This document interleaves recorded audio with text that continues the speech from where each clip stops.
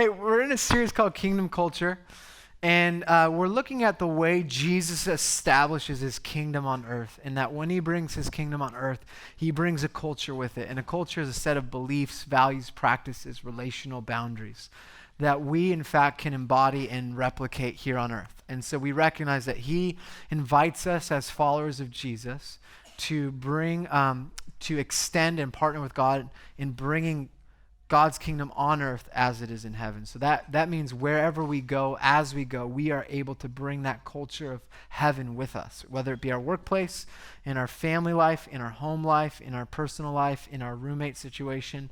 There is a way of interacting and living with God today, here and now, that extends the kingdom on earth. How are we doing? Okay, so last week we talked about when Jesus brings his kingdom, he brings a kingdom or a culture of belonging, and that his community is a powerful reorientation of all other groups and that we could affiliate to or bring loyalty to. So I want to bring you a quick recap if you missed last week's sermon in 4 points. Point number 1, Jesus models his new community after the most important group in the first century context, the natural family. Point number 2, last week, Jesus challenged the first century culture to place primary relational loyalty from the natural family to the new kingdom community. Point number 3, following Jesus requires countercultural priorities and values.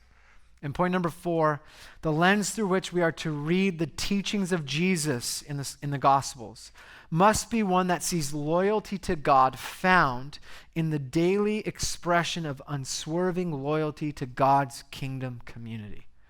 So if you missed last week, I highly recommend it. For me, it was a personal revelation of realizing what one scripture meant in today's context. And whenever I get that, I'm very excited about that. So if you missed last week, I was very excited about last week. I'm also very excited about this week. But the implications of last week are radical if you allow the teaching to settle into your heart and your priorities. For example, this morning, my wife and I were talking about last week's sermon before we showed up here today. And we're talking about the priorities of Jesus in our life and how do we reorganize our life and schedule around the priorities of Jesus, and how do we challenge cultural priorities. And for example, some of you might have kids, but what happens when your kids get old enough, they're thrusted into this world of competitive sports. And so at 4 years old, last year, we chose to let our son Ezra play in soccer with 4-year-olds. And the day I walk up, I've never played soccer in my life. I don't know anything about soccer or football or whatever you want to call it. Billions of people watch soccer around the world. I don't have a clue. And that was what I was carrying into the situation. So my son, Ezra, has no clue other than what a soccer ball is and that you kick it and you don't use your hands. And we show up to practice. Sure enough, the first thing the coach asks is, how many years has he been playing? I said, lucky for you, this is his first time ever playing soccer. He's like, we need to get him into club practice. There's a tutor on Tuesdays and Wednesdays. And I'm like, are you kidding me? And no joke, at 4 years old, we realized a cultural value of competitive sports. And what happened is they changed the practice to Wednesdays. We told them we have house church on Wednesdays, and the rhythms of our life would enable him to go twice a month, but not every week, and that we travel and teach different places. So we're going to miss because we're going to other churches on Saturday. And so Ezra missed half of his practices because we had house church as the primary value that we organized our calendar life around. And that's what we're doing now. So we're putting him in soccer again, but what we decided is we're going to tell friends at the garden that are in the same age as Ezra that if they want to join the soccer, we should join on the same team so we can build community around it. And we're going to do it on a night of the week where I even said, I'll coach the team. I will learn everything from Google and YouTube in order to make it work for our family schedule so we don't miss church events. But that's what we carry. And that's what our family has decided to reorganize our priorities around the kingdom priorities. And as he gets older, it's only going to get worse or harder, you could say, or more complex. Or worse is maybe not the most appropriate term there. But the point is, when you follow Jesus, he's what you reorganize everything else around. Does that make sense? So in a culture that sees your family or sports or your money or your work as the priority, we have to put that in check with Jesus. So today we're picking up part 2 of culture of belonging. And today I want to present to you a case for biblical community. Community is everything for our what it means to follow Jesus. I'm going to make that case today. What I have for you in the next 35 minutes are 8 points on community and 6 practical things you can do. And I promise we'll get done in 35 minutes because it's just really quick points. I feel like this is the best way to teach this sermon today. But just so you know, as a disclaimer before I pray, everyone should be in a house church at the Garden. Everyone should be in a house church at the Garden. And I don't mean to put a should on you or should you, but I believe that the primary environment for life in the kingdom, for experiencing life in the kingdom, is a house church. And the primary environment for following Jesus as a disciple or an apprentice is a house church. So whatever stage of life you're in, whatever serious business you carry or lead, whatever it looks like for your family to travel or whatever it is, I believe house church should be the priority, that you reorganize your life around covenantal community on mission together. And this whole sermon and last week's sermon basically is the mindset that has transitioned our entire church to be a church that organizes around house churches. Does that make sense? So let's pray and pray for the sermon today and what God wants to do for us. So Lord, would you bless us today with your presence? Thank you that worship is why we're here. We're here to worship you, and that we come to give our very best to you. And so often we come to gatherings like this and we want to get something. But I pray our mindset would shift. I thank you that you love us, Father, and that you're in a good mood. Just let that settle in. God is good and in a good mood. He loves us. He's for us. He's with us. He delights in us. He loves us as we are and not as we should be. And even as we are already feeling a sense of conviction, he just wants to bring us a yoke, a way of life that's easy and light, and one that will give our soul, our mind, emotions, our body, our spirits, our relational capacity rest. So Lord, I pray that as we learn about your community, the way you design community to flourish and humanity to flourish, that you would bring conviction to change, bring power to change, bring courage to be vulnerable.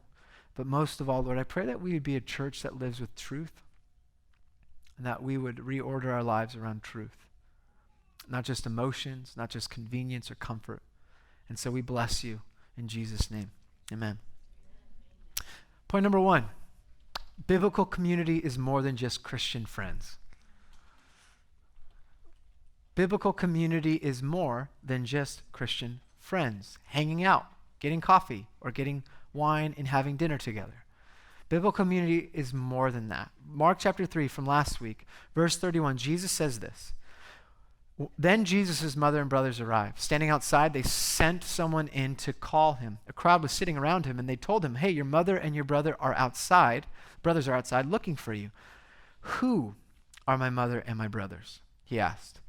Then he looked at those seated in the circle around him and said, "Here are my mother and my brothers.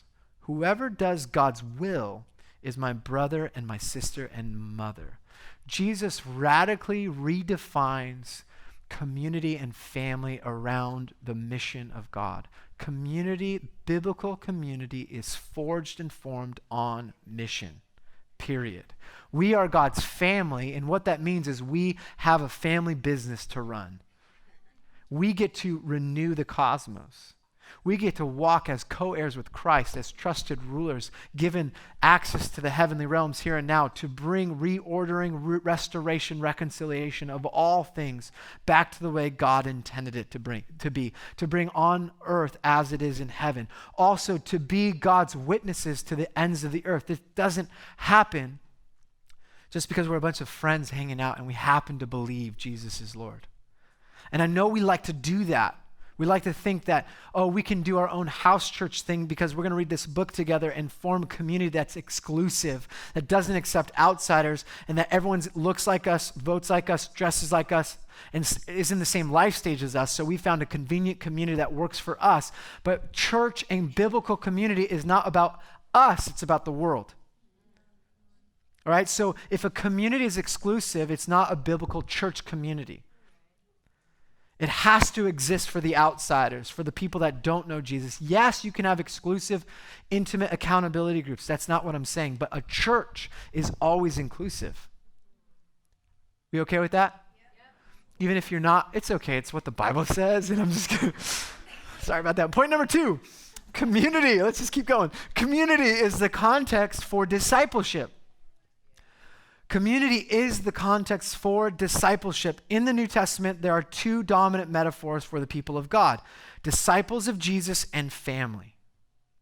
So when it comes to following Jesus, you're a disciple of Jesus or family, and community is not optional for discipleship.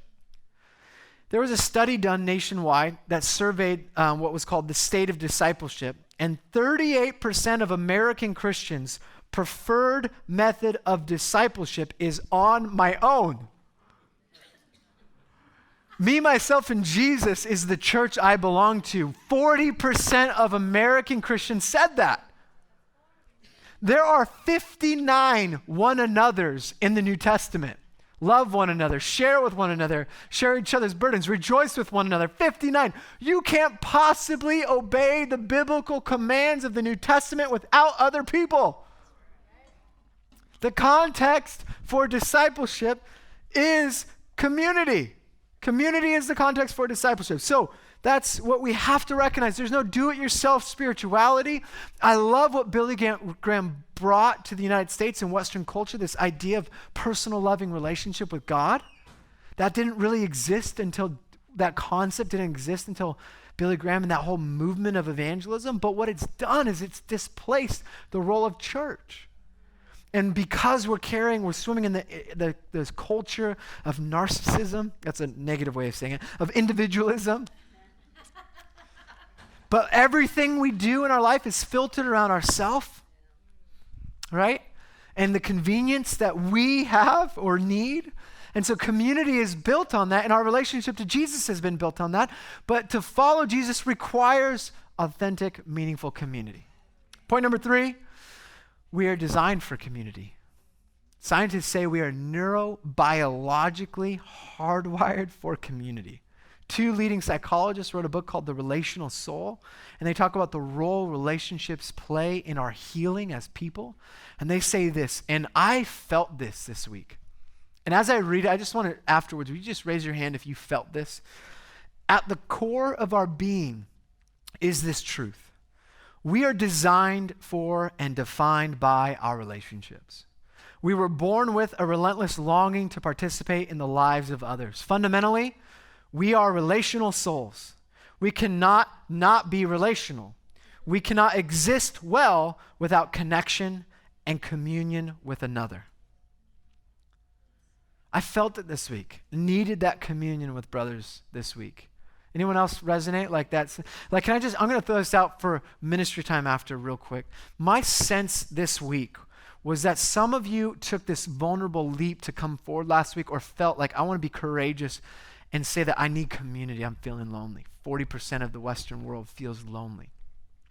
And you did. And this week you were met with opposition, or it was contested.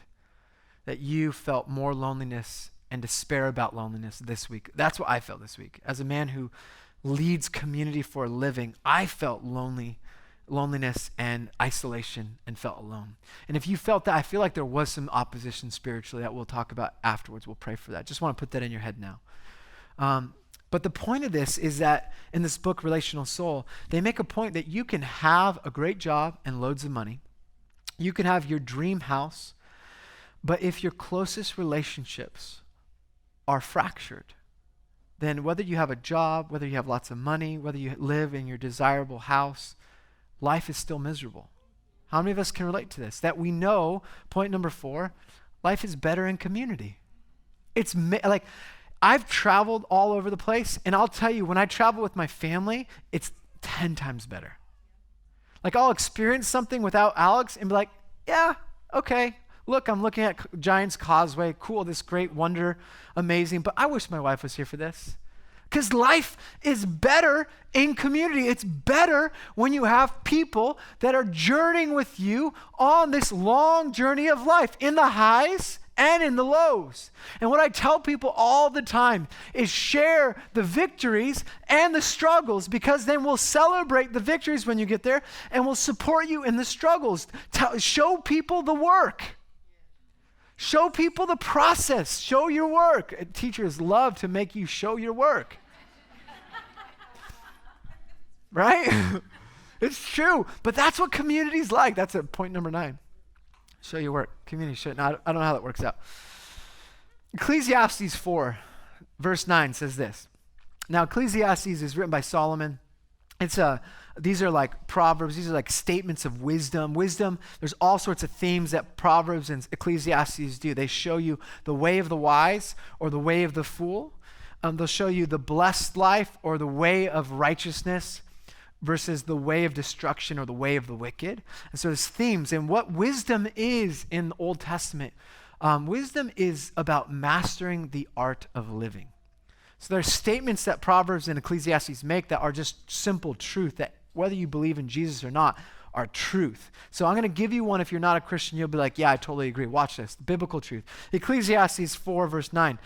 2 are better than 1, because they have a good return for their labor. If either of them falls down, one can help the other up. How many of you would agree with this statement of truth? And if you don't agree, let me give you one option. Have you ever tried to move your house by yourself? 2 are better than 1.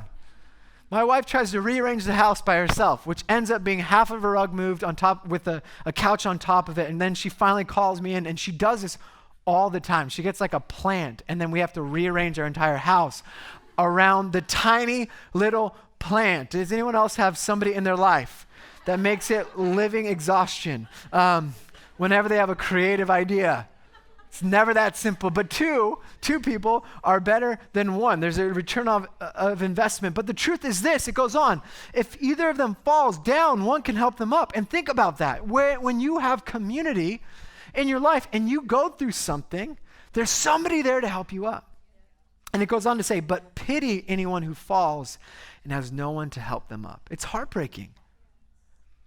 Who's there when your marriage is in crisis? Who's there when you get sick? Postmates? Yeah, Postmates. Thank God for Postmates. But do you have friends that are bringing food over? Do you have friends that will pray for you? Do you have friends that will cover you with faith when you lack it? 2 are better than 1. Life is better in community. I have seen in the last 10 years of leading this church that 2 is better than 1.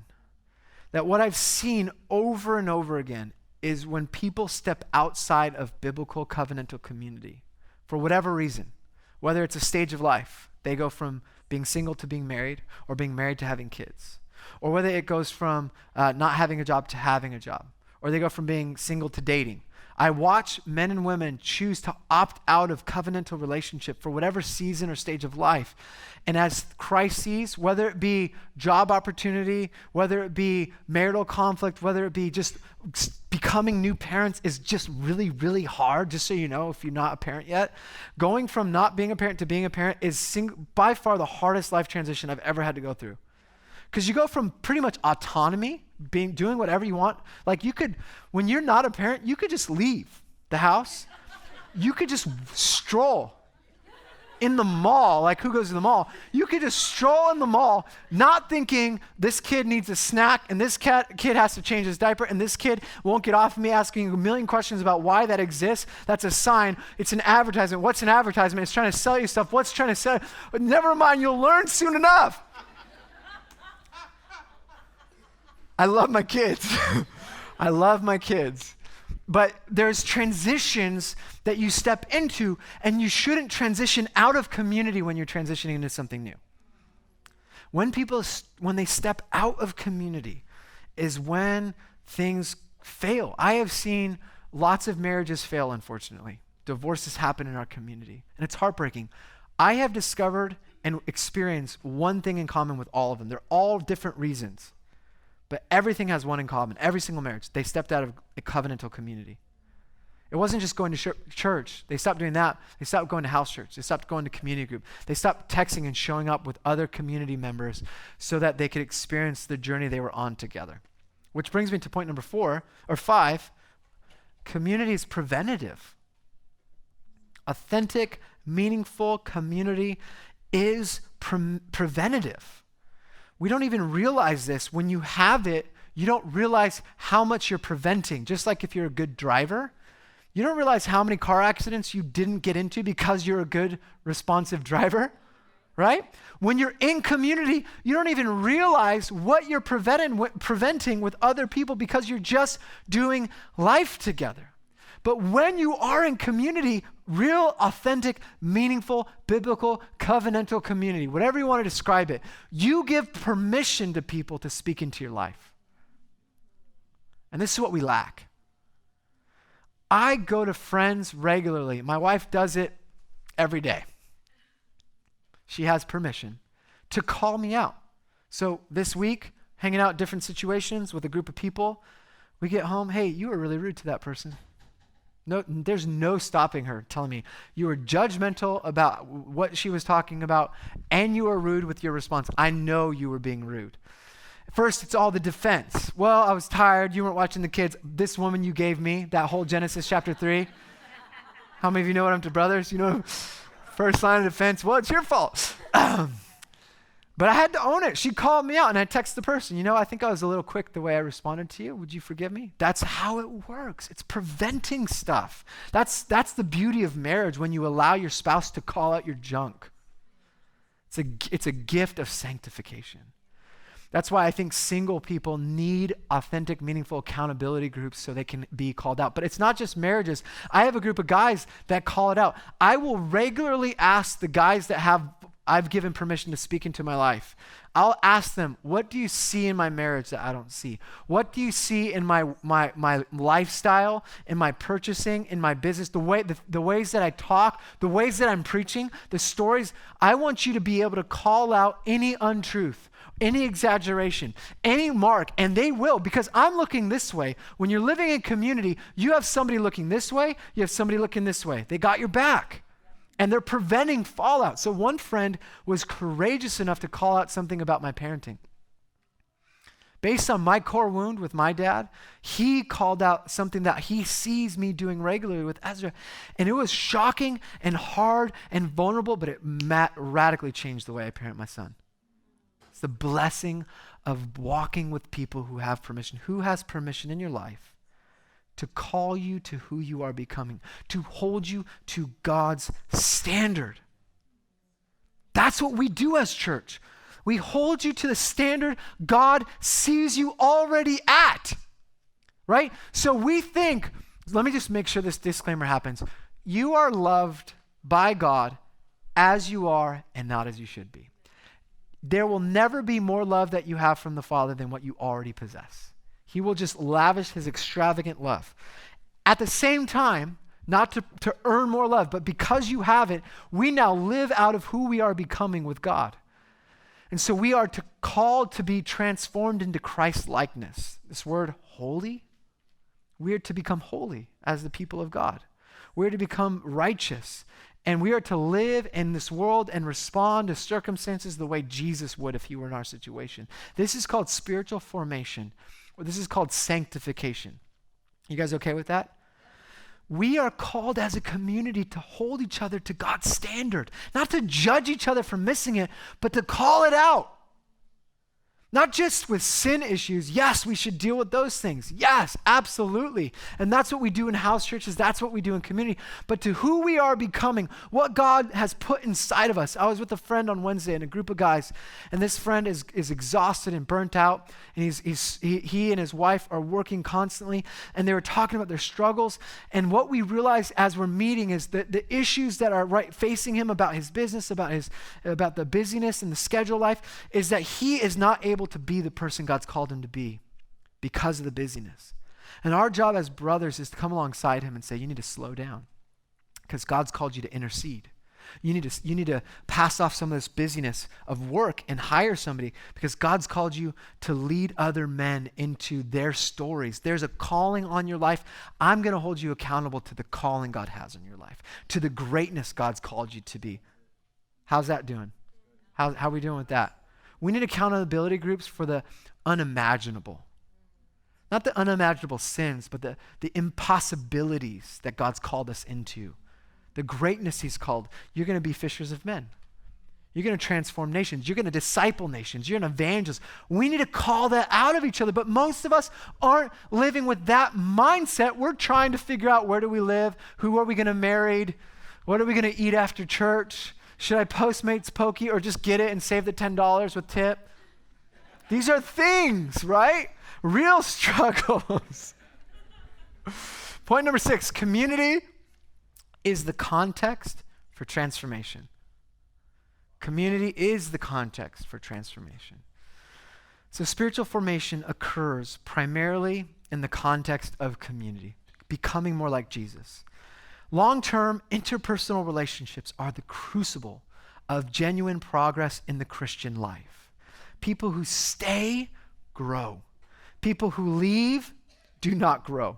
It is a simple but profound biblical reality that we both grow and thrive together, or we do not grow much at all. Do you see this? This is from the book Slow Church. And I love that language. It's the crucible.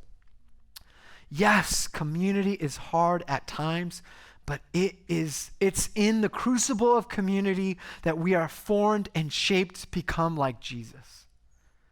So when you're thinking about community, remember who you have around you. Remember who are the people that are influencing the decisions you make in life. Is it your coworkers? Is it your non-Christian friends? Is it your roommates? Is it the Kardashians or Kanye? Seriously, who is shaping the decisions you make about where you live, where you spend money, who you spend time with, what your goals are, your priorities are in life? If you surround yourself with idiots, you will become just like them. Harsh? No, it's not harsh. Proverbs says it this way, 13:20. Walk with the wise and become wise, for a companion of fools suffers harm.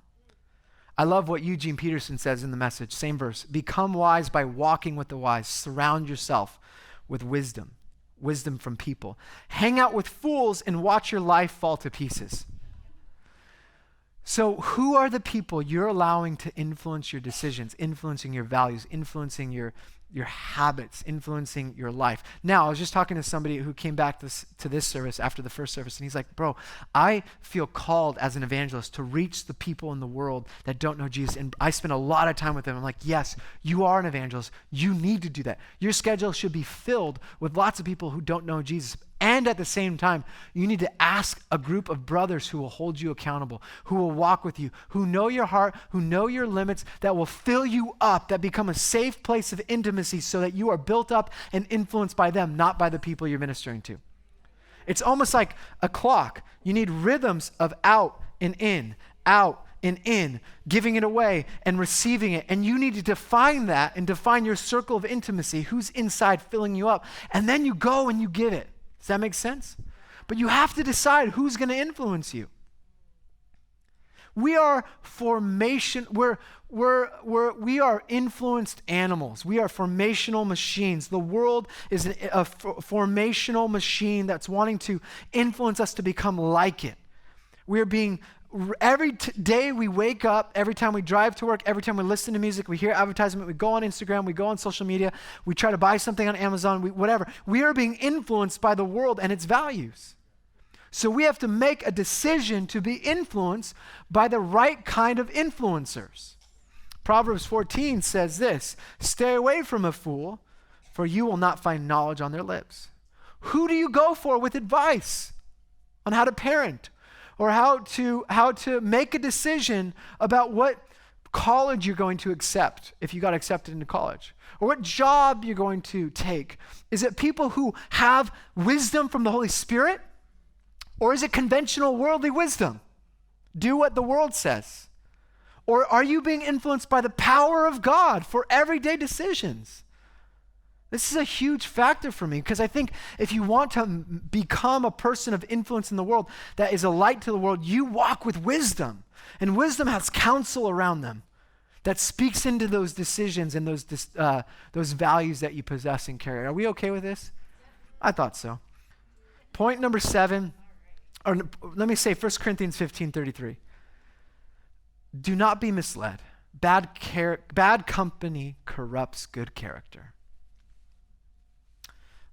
That's the same point. Point number 7, community is an investment. If you wait for it, it won't be there when you need it. Like retirement.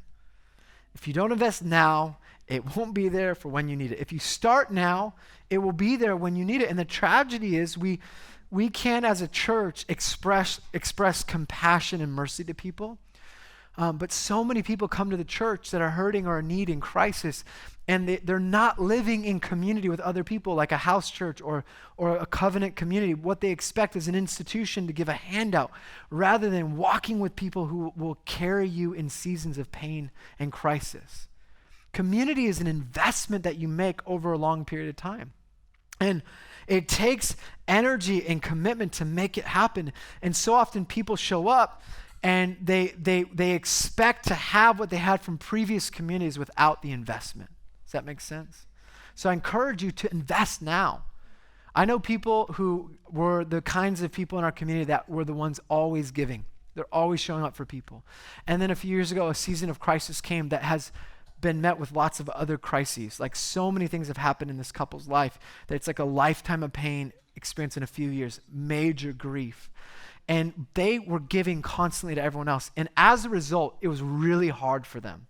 They became the recipients of amazing community that showed up to the hospital, that showed up, that took care of things for them when they couldn't take care of them, that were there holding them up when they needed a season of support, because they were the ones always supporting. That's a classic example of someone who walked in investing and received a return on their investment. But let me go to the next point, which is probably the most important for today. Point number 8, community is never ideal and always a byproduct of time and commitment. No matter what community, what house church, what church you go to, it will never meet your expectations. I promise. The grass is always greener. Whatever community you find yourself in, you'll always look outside for that experience you're longing for.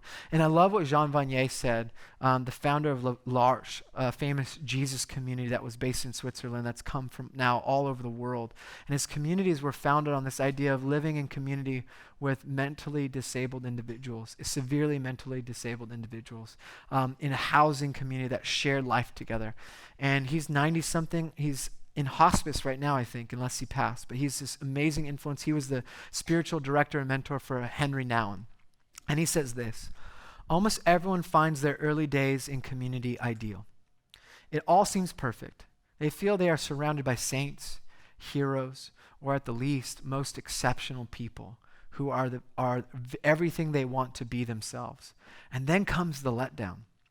The greater their idealization of community at the start, the greater the disenchantment. If people manage to get through the second period, they've come to the third phase, that of realize and of true commitment.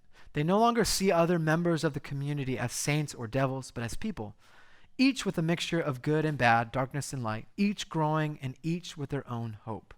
The community is neither heaven nor hell, but planted firmly on earth, and they are ready to walk in it and with it. They accept the community and the other members as they are. They are confident that together they can grow towards something more beautiful. His approach to community is life-changing for me. But these 3 areas of community, stages of community, are so apparent in our church. The idealization phase, the disenchantment phase, and the commitment phase. Tragically, most people never get past stage 2. We ache for belonging. We long for meaningful community. And yet we also keep our options open. We approach relationships with a consumer mindset. What's in it for me? And we live in a world with options, so we hold out on commitment for something better to come along, something cooler, easier, or more convenient, so we just don't commit. We say maybe. And the reality is you can't have community without commitment, time, or investment. If you want community, in-depth, safe, open, honest, long-term relationships, then you have to commit to a group of people and walk with them for a lifetime, even when it's hard. And what I've noticed for 10 years of leading a church and 17 years of being a part of small groups, my wife and I, since we've been married, have led small groups, life groups, community groups, missional communities, house churches, staff, elders groups, board groups. We have led possibly everything you possibly lead in groups. And the same is true for all of them. What I see is that people that carry in expectations of what they want from community tend to be the loudest and the least committed.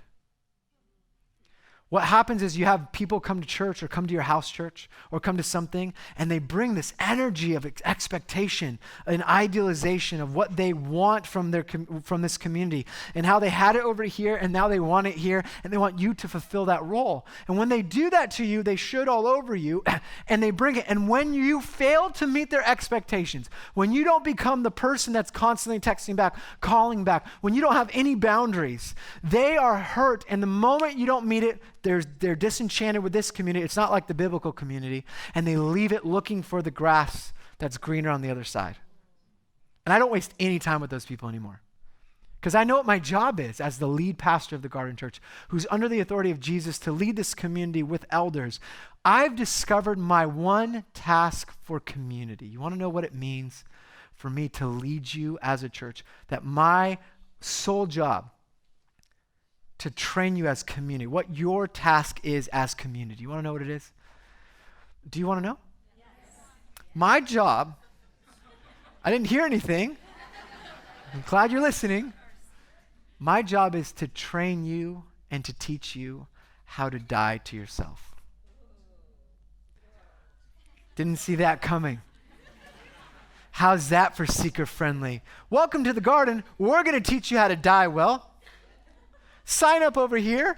Death by service, death by community, death by giving everything you possibly can, death by looking at people the way Jesus does, who had the mind of Christ, even though considered himself equal with God, did not consider equality with God as something to be grasped, but gave himself, emptied himself.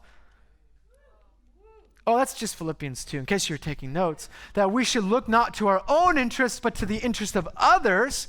My job as a pastor is not to meet your need. Your job as a congregant, as a member, as a leader of community is to train people how to die to themselves, how to know when you have all authority and power and talent and gifting from God, to take off the outer garments, we're going to do that metaphorically here, and put on a servant's towel and wash your disciples' feet. You take the lowest position.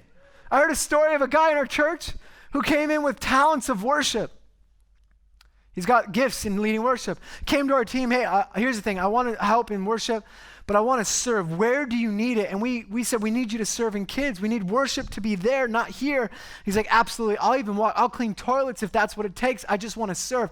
That's what we need. That guy will be leading lots of people one day because he takes the form of Jesus, the lowest servant. He doesn't need a stage to use his talent. Some people are looking for stage. Some people are looking for a platform. What the Garden Church will look for is a towel and a mop and say, where can I serve? If you do that, you will find friends for a lifetime. You will carry with you an investment that lasts for eternity, a community of brothers and sisters who have your back, who will hold you up and recognize Jesus within you as you show them the Jesus way. How are we doing? I want to give you 6 points now. It'll take 2 minutes. I got 45 seconds. Here we go, real fast. I want you to write these down. These are things that I've learned in my life on how to build biblical community. And if there's one thing you write down, it's point number 1. Ready for this? I want you to imagine your life when you schedule your life. I want you to put relationships on the schedule. And I want you to write down include, invite, invest. This has been a framework for Alex and I on how we have built the Garden Church, where it's all about relationship. The meaning of life is relationship. Ministry does not exist outside of relationship. These are philosophies of ministry that have formed my life through Pastor Bill, Dawn, who goes to our church. And what I see is that in order to do that, you need to be intentional. So include people. If you're going to the beach, include people on that journey. If you're going to the park with your kids, include other families on the park or people that would want to hang out with you because they like you. Just include them. If you're having a Taco Tuesday or Cinco de Mayo party, it happens to be Cinco de Mayo. Include people who might not be on the inside and bring them into the inside. This is all you have to do. Just include them. It's not a lot of buy-in there. It's not very costly. You're doing it anyways. Include them. Then be intentional. If God puts people in your life, I'm always asking every December and January, Lord, who do you want me to invite and invest in this year? And so I'll say, I'll invite them. If I'm going on a trip, I'll invite them to come. We'll go on significant, like Alex and I will go on a date night. God puts couples in our life to walk with. We'll take this couple, invite them to date night with us, have meaningful conversations. Like, example, what's the hardest thing about your marriage right now? This is what we did this week. Because God's like, invite people into your life. And then invest. Invest in people. Choose to go out of your way to invest, to show up for them and be a part of their life. Invite, include, invest. These three things have changed our entire life. We schedule around these things. We prioritize around these things when it comes to relationship. Number 2, practically, eat meals together. You're welcome. Eat lots of meals. If you don't have a table in your house, buy a table and make it the center of your life. That's what Jesus did. That was the evangelistic center for him, the table. This is the center for discipleship, the center for meaningful conversations. My kids, my 5-year-old, when we have people over, I've trained him to ask, how's your day? What are you learning right now? These are things my 5-year-old will ask. We ask, what are ways that you love today? What are the things that you learned? What did you laugh at? These are questions that we intentionally build our family life around the table. It's so important. I realize that so many families don't even have a regular meal around the table. We do at least twice a day. And if I miss it, or if I'm out of town, I'll FaceTime in, because that's when we talk about Jesus. That's when we talk about our days. That's an important priority, the meal together. Some of you have gifts of hospitality. Permission to use it. Please train others at hospitality. You're good at cooking. I'm good at postmating when you need food. I don't know how to cook. Alex, I had to make pizza, like homemade gluten-free pizza for my son last night because she was gone. And she's like, don't worry, you just make pizza. It's super easy. And I'm like, okay, cool. She's about to leave. Hey, babe, I know you said it's super easy. And I'm not asking this because I'm an idiot, but I really how do I make homemade pizza? Like, I am used to DiGiorno. That is easy. You stick it in the oven. I don't do it she's like, pull out the frozen gluten-free pie, put tomato sauce and cheese on it, stick it in the oven for a certain amount of time, and that's it. I was like, I literally didn't know that. Some of you know how to make from scratch all sorts of things. You should be using that as your God-given gift to build community. Share your hearts. If you want to build community, share your hearts. I don't have time. This is a great quote by Brene Brown, but we need to be vulnerable. When you're with each other, go deep. It's so easy to allow conversations to say surface. Always. That's where we live in this comfort zone of like, how's work? Cool. Did you watch the Game of Thrones last night? No, I didn't watch it last night. Did you see Avengers? No. So you stay up here, right? I mean, you can go deep with Game of Thrones or Avengers, but you stay up here. Bring it to the heart level. Start by being, hey, I want to tell you some of the struggles that I've had this week. This morning, last night, I texted a group of guys that I walk with. I said, hey, I was struggling with this. I was feeling really lonely these days. And I feel like the enemy's coming at me here. I just wanted you to know, rather than being lonely and isolated in that, I brought it to the community that walks with me. Number 4, share your time, resources, and money with each other. Number 5 is serve others together. Don't just make it about you having cool happy hour. Go out and serve other people. That will forge a community like no other. If people show up to serve others, think about if you've ever gone on a mission trip.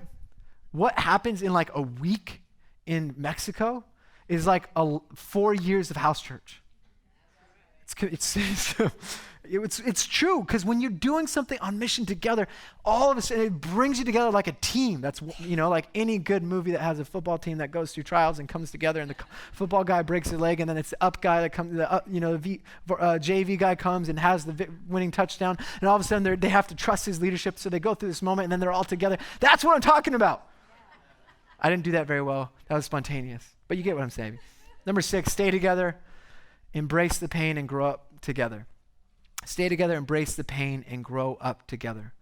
Authenticity is a collection of choices that we have to make every day.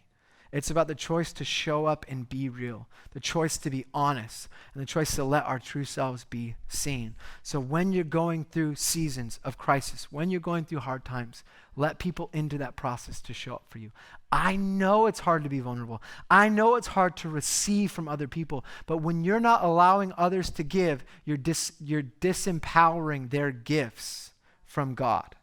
In other words, you're disempowering God's generosity in your life.